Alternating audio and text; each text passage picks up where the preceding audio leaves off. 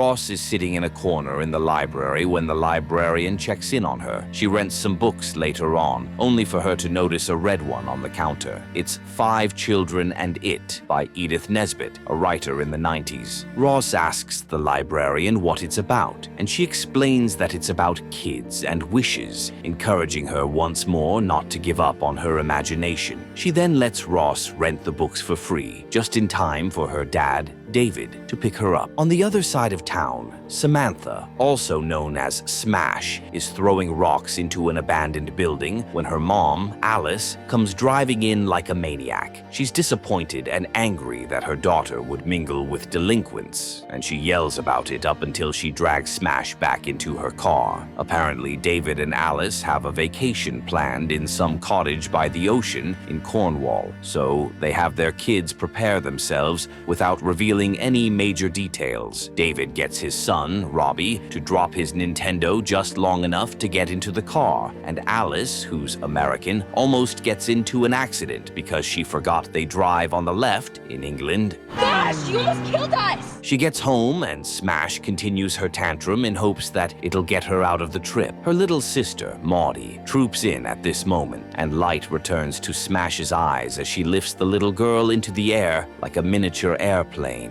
Having promised his kids a surprise, Roz and Robbie whisper among themselves as they wonder what it's going to be. Roz believes it's their parents getting back together, but Robbie isn't holding his breath. As for Alice, her kids spend most of the trip complaining about joining their dad in the Seychelles and mocking her for being a terrible cook. David and his kids are the first to arrive at the vacation location, a large cottage by the beach, and while he tends to Robbie's car sickness, Roz takes a look inside. From the window, she notices another car pulling into the driveway and instantly thinks it's her mother. Imagine her surprise when she gets downstairs to find Alice and 2 girls she's unfamiliar with. All 4 kids don't understand what's going on, so David and Alice get them to step inside first. There, they hold hands and announce that they've been dating secretly for a while.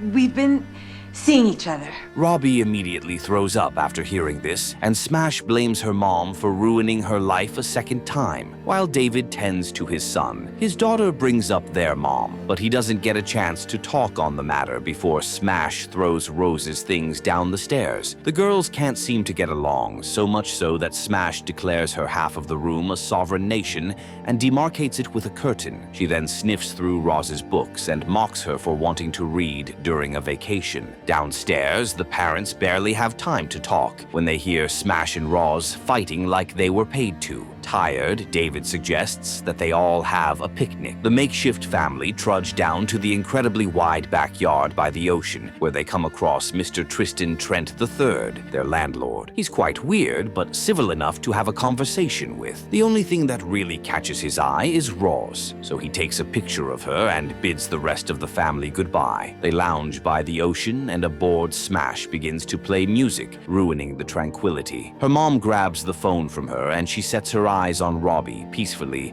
gaming away his time. Smash, being mischievous, grabs his game and makes a run for it. Give that back now, Samantha! Leaving Robbie to chase after her and Roz to chase after him. They turn the corner soon enough, only for Smash to fall down a tunnel. Unable to do without his game, Robbie follows her down. Maudie just goes because she wants to have fun with the others, forcing Roz to follow to keep an eye on things. She follows the tunnel until it bursts out onto a beautiful beach, with waves crashing and more sand than builders would know what to do with. Anyway, Roz notices Maudie playing by herself and Smash climbing a boulder just to hide Robbie's Nintendo. The poor boy climbs after her but falls off before he can get his game. This is when it happens. A strange creature in the sand pulls in Maudie's doll, but she's not worried immediately. The worry comes when the creature seems to be chasing her. She tries to get away from it, but it just steals her shoe. To make things worse, it begins to chase down all the other kids, leaving them no choice but to climb on rocks to avoid it. Soon it steals away, Robbie's backpack,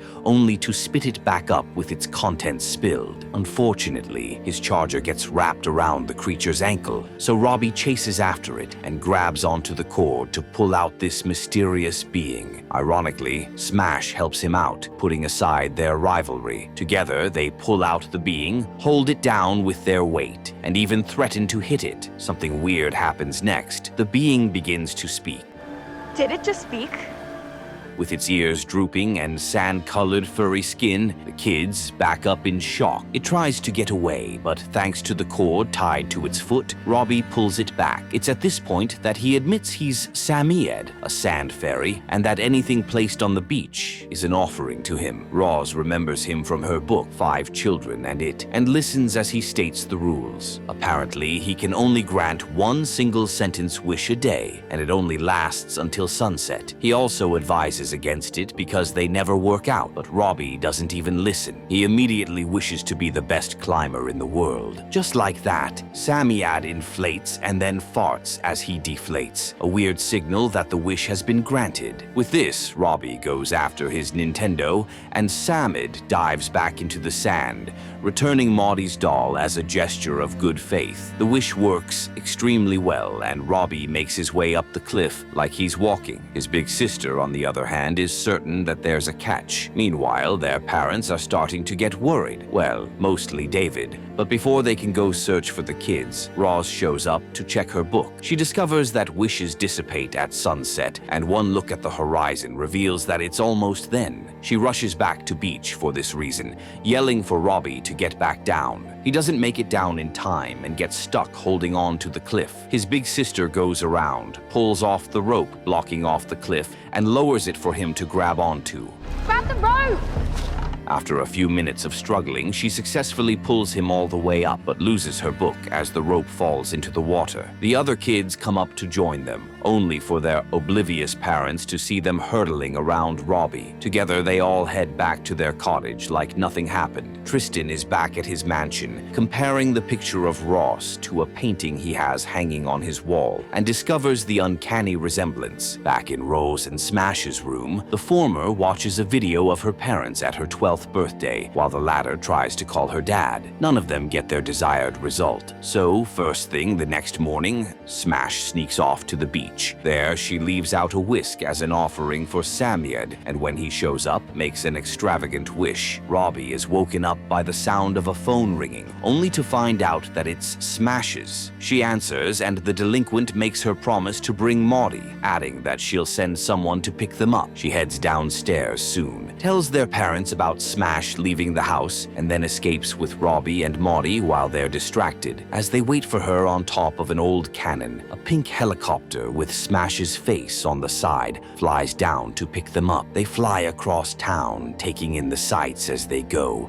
and landing in front of a large theater with Smash's face everywhere. Apparently, she wished to be a superstar. Her assistant comes through to hand all 3 kids their passes, and they come face to face with Coco Rain, a famous British singer. You must be so excited. Coco then leads them to Smash's dressing room where paparazzi can't get enough of her. They take Maudie to make up, and Smash takes pictures with Robbie and Ross as though they are fans of hers. Meanwhile, Tristan is out with his camouflage and binoculars, searching for Ross while their parents are once again worried sick about their location. Tristan has no idea they're closer than he thinks, and when he's caught with his binoculars, he comes up with a flimsy lie about documenting nature. Anyway, he has this idea to have all of them over the next day, and somehow convinces David that it's a good idea. Time passes, and Robbie and Ross are tired of sitting alone in the waiting room. They can hear the crowd chanting Smash's name as it's almost time for her performance, so they track her down to ask some questions. Of course, Smash pays them no mind and gets on stage soon enough. The crowd goes wild as she asks if they want to party. She then dedicates the show to Maudie and begins to sing and dance. She's barely gotten her stride when everything disappears, leaving her to scream that she wants it back. Roz explains that the wish dissipates at sunset,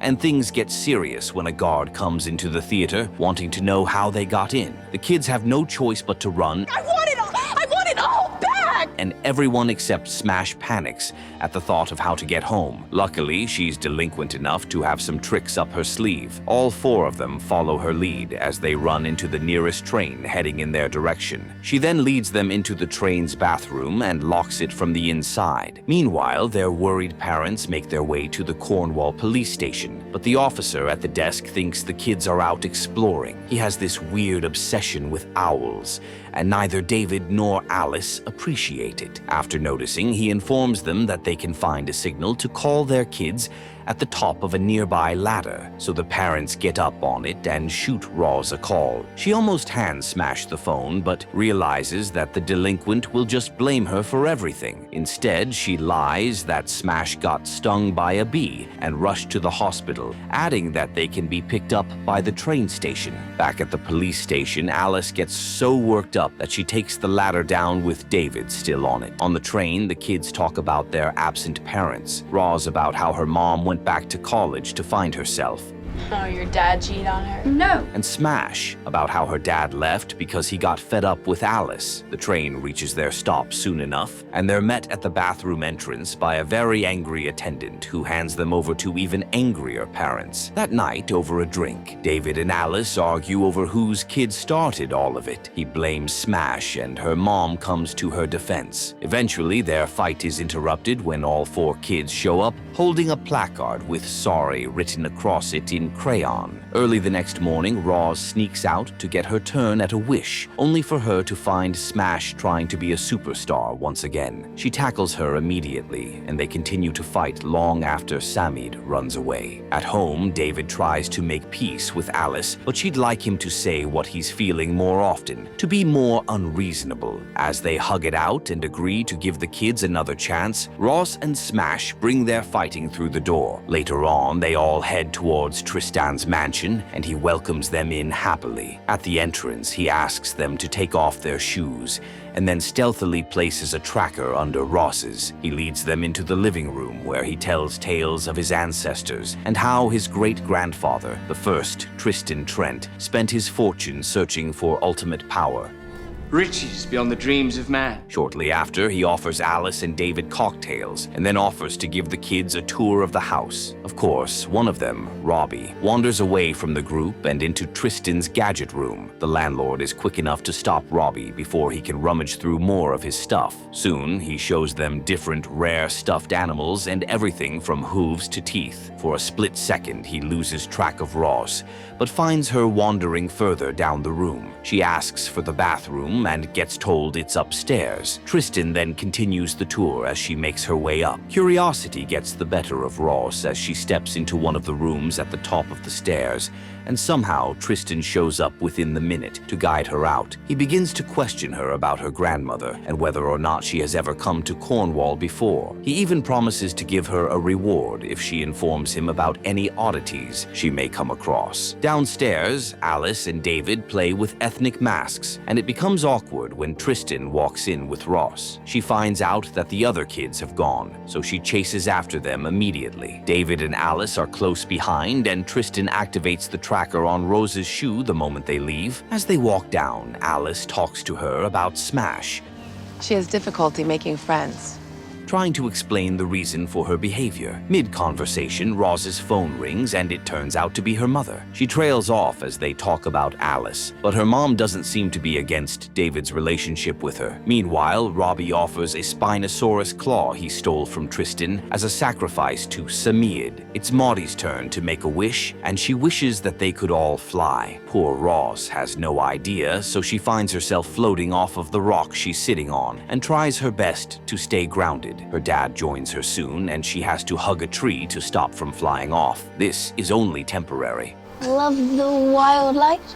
David also hugs the tree, using the chance to reveal that he'd like Alice to move in. Shocked, Roz absent-mindedly lets go and finds herself rising above the canopy. She makes her way to join the others, and they all seem excited by their newfound abilities. Roz then tells her brother about the Alice situation, and it turns out that it's just as Robbie expected. Angry that he's not angry, she flies away from the group. Mid-air, Smash gets a text from her papa and happily reads through it. Her mood becomes sour afterwards, and she throws her phone away. That's all you can say. At the same time, Tristan keeps his eyes peeled on the screen and almost chokes on his tea when he notices that the tracker is crossing the ocean. Quickly, he swipes his binoculars only to find Ross flying over the water. As they walk through the woods, David and Alice find Smash's phone and discover that she got a message from her dad. Apparently, there's no room for her at his place, and he offered to buy her sneakers instead. David encourages Alice at this point, but they're both certain that Smash didn't like the message at all. While the delinquent flies about angrily, Ross continues to float and sulk, running the tips of her fingers through the water until they pick up her book. Just then, Robbie comes flying in, complaining about Smash going haywire. Together, they chase after her into the woods, only for Robbie to get caught in a tree. It's Ross and Smash now, and the latter picks up a crate as she breaks her way through multiple glass windows. Taking the higher route, Ross notices a caravan up front and realizes that Smash will crash into it if she doesn't slow down. Quickly, she flies ahead of Smash and tackles her just before this can happen. Smash throws a tantrum as a result, yelling at Ross to leave her alone. Only then does she realize that her life has been saved. Robbie and Maudie touch down just in time to hear her screaming about how no one, including her dad, wants her, and Maudie yells that they do. She rushes to hug her big sister, and all four of them just bask in the moment. By sunset, they drop in their cottage backyard as David is making a fire. Alice then comes out to invite them for dinner, which turns out to be a disaster. It's burned beyond saving, so no one except David tries to eat it. Things get worse when she brings out Smash's phone, and the delinquent throws another tantrum and leaves the dining room. Robbie escapes the table next, and then Maudie. Ross also leaves, but not before telling David that her mom still likes him. I think maybe we should talk about. She joins Smash by the fire, and they talk about what would happen if their actual parents stayed with each other. This gives Roz an idea, and she plans to use her wish to do something about their folks. Come breakfast, David and Alice pack their bags and ask the kids to do the same. For the first time since the vacation started, they all come together to revolt against their parents, literally leaving them speechless in the dining room. Together, they make their way to Psammead, oblivious to the fact that Tristan is tracking them. Apparently, Ross wants to go back in time to meet the original kids from Mr. Nesbitt's book. Psammead warns them about the consequences of time travel, but Ross is determined to go. She's only worried about how they'll get back, so Psammead hands them a pearl to blow on when she's ready. Ty return. He then makes their wish come true, and Ross disappears from Tristan's radar. Upon their arrival in the past, they come in contact with Cyril, Robert, Jane, Anthea, and their baby brother, Elam. Just like with everyone else, Smash doesn't get off on the right foot with them. Said the dude in fancy dress. But Ross intervenes, shaking Cyril's hand and asking if there's a way to make a wish permanent. She's about to get an answer when Tristan Trent, their landlord's great-grandfather, shows up with a gun, and all the kids except Ross escape. He grabs her and shoves her into an empty room, making her empty her pockets until he comes across her phone. Concluding that she must be something of a sorceress, he threatens her with his gun once again. Scared, Roz spills the truth about the Psammead and how he grants wishes. She's yet to reveal the fairy's location when Smash breaks through the wall with her bare hands, creating a big enough distraction for Maudie blow him away. The youngster then bends his gun with her telekinesis, and Robbie shows up to explain everything. Apparently, Smash got Cyril to go see Psammead in this timeline and wished for all of them to have powers. At this point, Tristan tries to make a run for it, but Ross sets his butt on fire with her laser eyes, while Cyril and the others wreak havoc on the townspeople. Ross informs the others that the Psammead is in danger. This is because Tristan will spend the rest of his life looking for him. She then blows on the pearl, returning them to the present in a heartbeat. Unfortunately, Tristan is already digging up the beach with an excavator. He unearths a bunch of Psammead's offerings, and the fairy chases after them. After confirming the creature's existence, Tristan becomes all the more determined to get him. He almost gets him with the excavator, but the girls block his path, death, giving Robbie a chance to clog the excavator's wheels with a log of wood. This doesn't hold for long, so he has to give up his Nintendo to buy more time. Confused and afraid, Smash and Roz pull the sand ferry in opposite directions, only choosing to go through the tunnel when Tristan continues his attack. The excavator eventually blocks the tunnel's exit, leaving Tristan trapped on the beach. They go over the cliff just to laugh at him and then make their way home with Psammead. Ross and Smash discuss what the perfect wish would be, and the latter thinks it needs to be a dating app that'd disappear at sunset, leaving its users in love forever. Hans, you're awesome. Thanks. At home, Alice makes a pie that is actually edible, and David teases her about it. While they're distracted, the kids wrap Psammead in a hoodie, shielding him with their bodies as they take small steps into the house. Alice and David peer up from the kitchen counter, but all the kids out up fake smiles, as if nothing's wrong. The moment the parents return to their business, they sneak Psammead into the bathtub. The only problem is that there's no sand in the bathtub. Roz and Robbie head out to fetch some, talking on their way back about their mom. Roz still has hope, but her brother has accepted that their mom left them. That night, Alice successfully makes a proper dinner, and it's laughs all around the table. That's until David hears a sound upstairs. He threatens to check it out, so all the kids except Maudie head up, giving flimsy excuses as they go. They get to the bathroom to find Psammead struggling to fit more stuff into the tub, and it becomes clear that they have to find somewhere else to stuff him. We seriously have to find us a new place. Later on, Ross and Smash brush up their airtight wish to get their actual parents back together, making sure it fits all of Psammead's rules. Just then, they hear their parents coming up the stairs and pretend to be asleep. Quiet key, Alice drops a copy of Anne of Green Gables, her favorite book when she was a girl, onto Roz's nightstand and tells David to pretend it's from him. They enjoy the sight of their girls sleeping, and David almost wishes that they'd never grow up. Both girls sit up at the same time, yelling at him not to finish his sentence. He then hands Smash her phone, having fixed it, and she realizes that it doesn't need to be flashy as long as it works. Meanwhile, Tristan slowly climbs his way up the cliff, with birds pooping on his face like he's a mound of sawdust. Early the next day, Roz wakes Smash up so they can make their wish, but they startle Psammead into pulling off the shower head. In turn, Smash screams her head off as water splashes everywhere, pulling David's attention to their room. He enters, wanting to know why Roz is wet, and Smash lies that they wanted to get an early start to the day. Roz follows her lead, having no idea that her dad will like it. He then insists that they have breakfast on the beach, and takes Roz's notebook in which she wrote the perfect wish. The whole family visits the beach that morning and have breakfast as planned. At the same time, Smash helps Roz out with her hair, and they check out the boys surfing just up ahead. Back home, Psammead makes his way out of the bathroom and under a rug, swiping as much random stuff as he can. As for Tristan, he eventually gets to the top of the cliff and just sprawls himself there in a bid to catch his breath. Smash had advised Roz to hit any boy she likes, assuring her that it'll get her a date. With this in mind, Roz hits one of the surfers, and to her surprise, he asks her to get ice cream later.